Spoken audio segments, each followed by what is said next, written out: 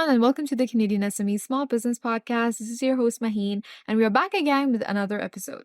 Today, we'll be discussing the evolution of the landscape for business owners in Canada, the unique pressures they face, and the financial strategies that can help minimize these pressures. Joining us today is Paul Tyers, the Managing Director of Wealth Stewards, Inc., and the President of Portfolio Stewards, Inc. Paul's passion for investment finance combined with an entrepreneurial admiration has led him to a vibrant career, helping clients create a plan for and manage intergenerational wealth. With a background in FCA, CFP, CIM, and a business degree, Paul has been both the education and experience to provide comprehensive wealth advisory services. His commitment to placing clients' interests first has been recognized internationally, earning him several prestigious awards. Good afternoon, Paul, and welcome to the Canadian SME Small Business Podcast. How are you today? Very well, and thank you for inviting me. Very pleased to have you with us this afternoon. Now, Paul, your journey through the realms of investment finance and wealth management are truly inspiring, and I'm sure our audiences will learn a great deal from your experiences and insights today. To all the dreamers and doers tuning in, remember that every entrepreneur's journey is unique, yet each is underpinned by passion, dedication, and an unyielding commitment to vision and values. As we dive into Paul's story, let it inspire us to navigate our paths with perseverance and a client-first philosophy. Together, let's dream big and forge our own path to success in the finance industry and beyond. Now, to begin things with, let's kind of discuss a bit about your journey, your interest, right? I mean, you have a testament for your passion for finance and wealth management. Could you share with us what motivated you to start Wealth Stewards, Inc. and how you've navigated the challenges along the way? Be my pleasure. I think that there were really two motivations. One was opportunity and the other was desire. The opportunity came about because a business that I was working with was being sold to a public company. And the division that I was running was not going to be sold. And so I approached the owners at the time and I asked if they would be interested in selling it. Mm-hmm. So that's the opportunity. The desire part comes from the fact that I had had a previous business that I had been CEO of and majority owner, and I had the desire to get back and be the captain of my own ship. I love the journey. Thank you so much for sharing that with us. Now, reflecting on your experiences, what advice would you give to aspiring entrepreneurs who want to make their mark in the financial industry? Well, I think I could broaden that and say it's not just pertaining to the financial industry, but one of the things of running your own business is you have to deal with whatever you're faced with. And some of that can be financial challenges, not having sufficient capital. Some of it can be not having the right staffing and so on and on and on. And the reality is you have to face those challenges and adapt to them and just carry on. When I look at the financial business, it's got some particular challenges in that people place a lot of trust. If they are operating and they're giving you money to manage, that's a big step for somebody. Mm-hmm. So I come from the accounting world originally, where it's a big step to have you do their accounting work, but that's advice. That's not handing over their life savings for you to manage. So it's got some particular trust levels that you must attain before people will entrust you with their money. Love it. But your journey also kind of is a powerful reminder of the importance of vision, perseverance, and really the client-centric values in the world of entrepreneurship. But if you talk about the world of entrepreneurship, Paul, the business landscape in Canada has seen significant changes over the years. How has this evolution really impacted small business owners and their strategies? Well, I foresee sort of two or three major trends. One of them is technology. And I'm from the era where I was in business when the fax machine got introduced. Well, needless to say, you wouldn't operate with a fax machine today. But I'll never forget at one point in time, I wasn't up on technology. And I thought to myself, we were having a discussion and said, technology's not a fad. Mm-hmm. Technology change is going to be with us. So get on board and stay as best you can on the leading edge of that.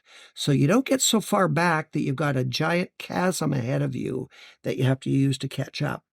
And so that trend, I think, pervades virtually every single business. and particularly small business. Okay? Right.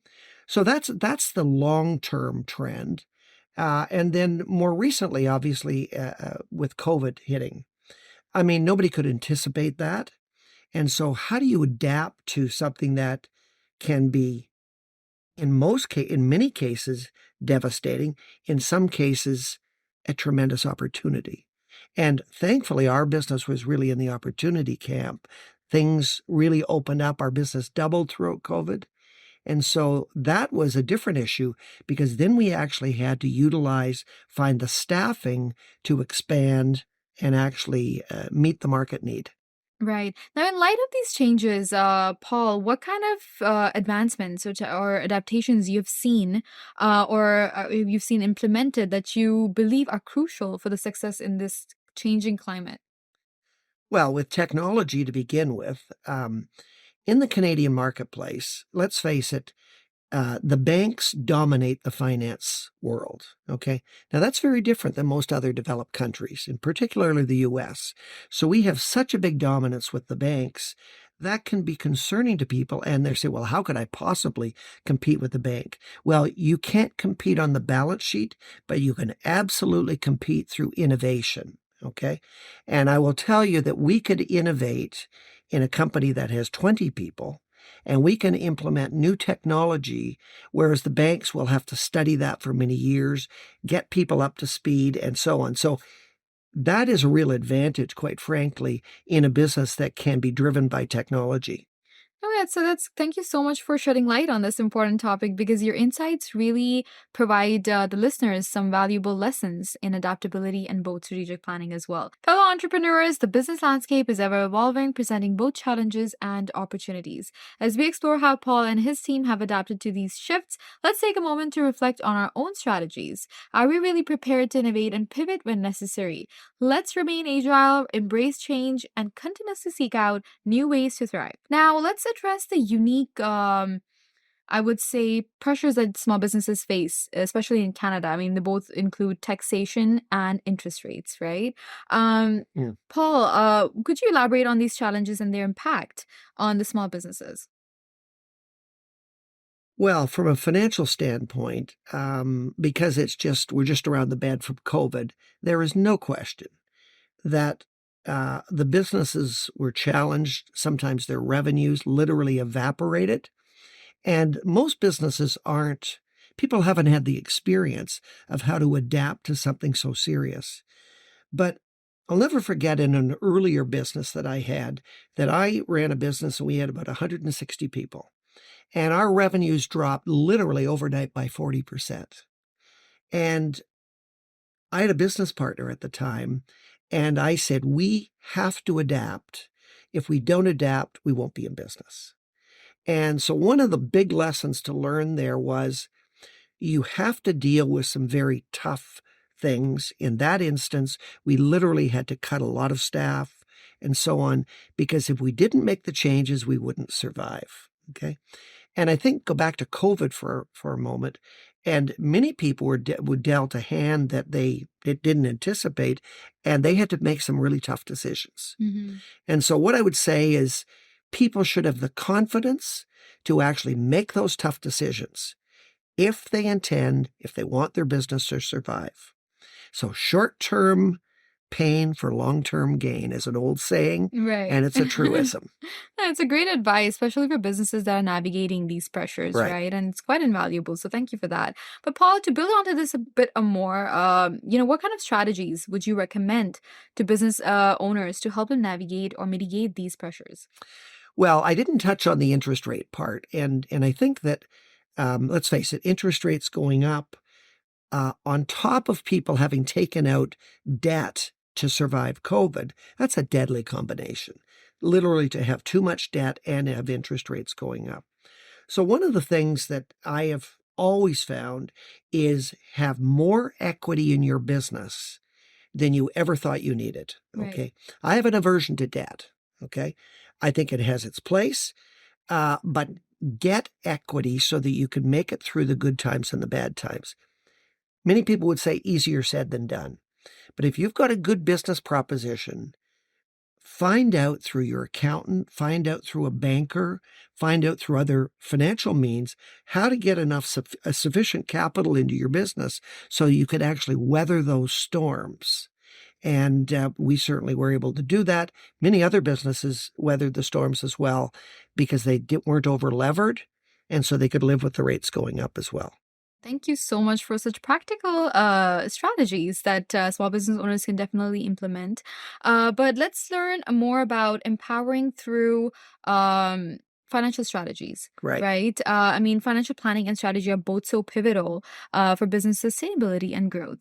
Paul, can you discuss the role of individual pension plans for business owners and how they work? Absolutely. So this is really something that is suitable for the business that has some success. We're faced with, in Canada, some of the highest taxation rates. Well, apart from Scandinavia, some very, very high tax rates, okay? And that's rather galling when we see the way the money gets spent on the taxes that we pay. So I would say that making sure that you pay attention to the taxes that you pay. And one of the ways to do that is through something called an individual pension plan. Mm-hmm. And that allows somebody to tax shelter more money than they would be able to if they put money into retirement, registered retirement savings plans. But it does a combination of things. It saves taxes in the short run and forces you to put money away for the long run, because you won't always have the business to provide the income. So you need to put money away for those retirement years as well. Your expertise really, especially in financial planning, can really offer small business owners a roadmap, especially to those that are seeking to secure a future-proof, or I'd say a good financial future. But Paul, is there any universal piece of advice that you would find applicable across the board for small business owners? Well, I'm going to go back to opportunity and desire again, because in our field, but in many fields, don't be thwarted by the fact that you're not the biggest player, that you're up against some big competition. Innovation happens at a very small level, a micro level, and that allows somebody to compete sometimes with the biggest and so-called best, okay? And then the other element there is never, ever give up. So that's the desire part. You've got to wake up every day and say, I have no choice. I must succeed in this business. And if you do that and you've got the desire, you might have to work harder than others, but the reality is you will, if you do that continually, develop some atomic habits which really help you, and it will lead to success in many cases. And we really appreciate your guidance into these critical topics. In the journey of entrepreneurship, managing financial pressures is a common yet critical challenge. As we delve into Paul's strategies for navigating these waters, let's consider our approach to financial planning and resilience. Are we doing enough to safeguard our ventures and ensure sustainability? Let's draw inspiration from today's discussion to bolster our financial strategies, ensuring a prosperous future for our businesses. But Paul, diving into the entrepreneurship or into the world of financial planning, Sure. Small business owners may face, and entrepreneurs alike, they may face a common challenge: how to really, secure their assets when moving or diving themselves into this ever evolving, I would say, ever evolving economic landscape. Mm-hmm. Given your extensive experience in wealth management, what innovative strategies do you recommend for small business owners that are looking to secure their financial future in today's volatile market? Well, again, I'm going to go back to the comment about not being over-levered.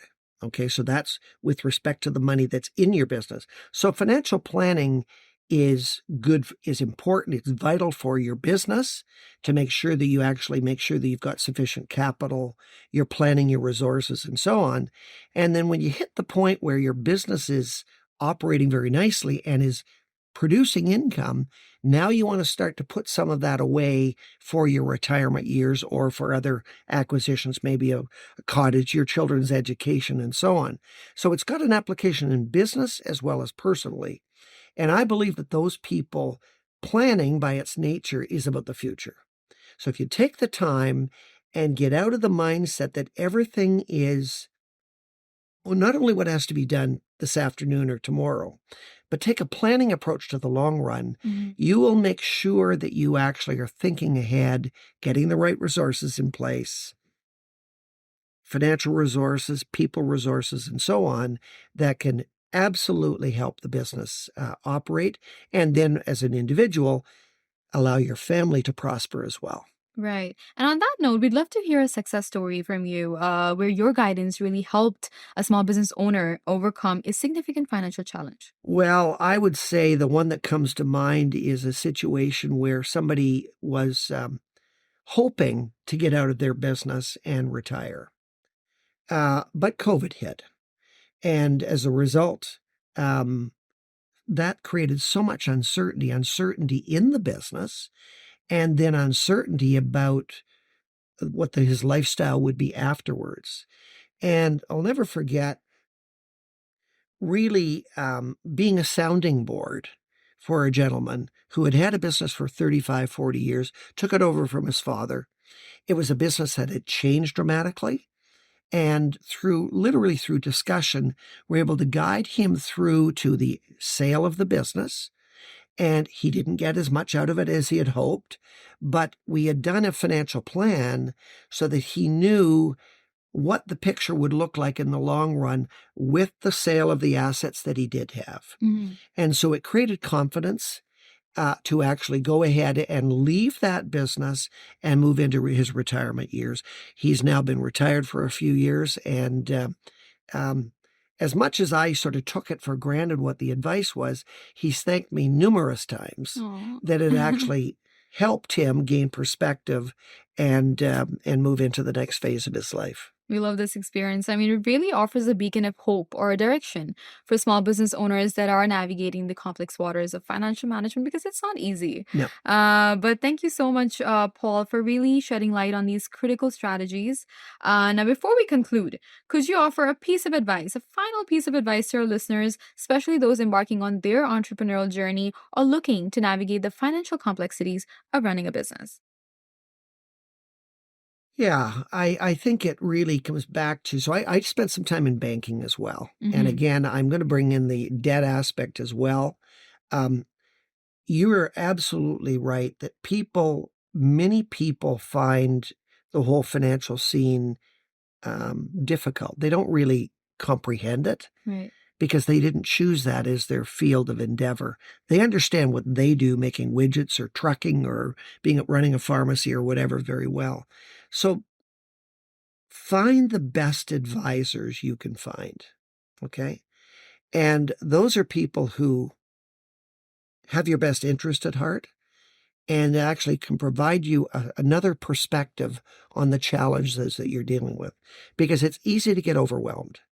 And an outside perspective from a trusted advisor can go a long way, like the chap I helped through his succession years. Thank you so much, Paul, for sharing your insights and your experiences with us today. I mean, your journey and the success of Wealth Stewards Inc., both combined, is a powerful testament to the impact that financial management and customer-centric approach can do. So, again, thank you so much for your time, and thank you for sharing our insights with our audiences. It's been a pleasure meeting you and doing this podcast. To our listeners, we hope today's episode has provided valuable perspectives on managing your business's financial health effectively. We'd also like to extend our gratitude to our guest, Paul Tyers, and to our partners, our exclusive banking partner, RBC, shipping partner, UPS, accounting software partner, Xero, and email partner, Constant Contact, for their support.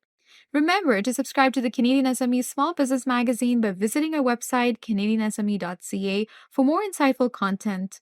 Again, thank you for tuning in, and until next time, keep striving for excellence in your entrepreneurial journey.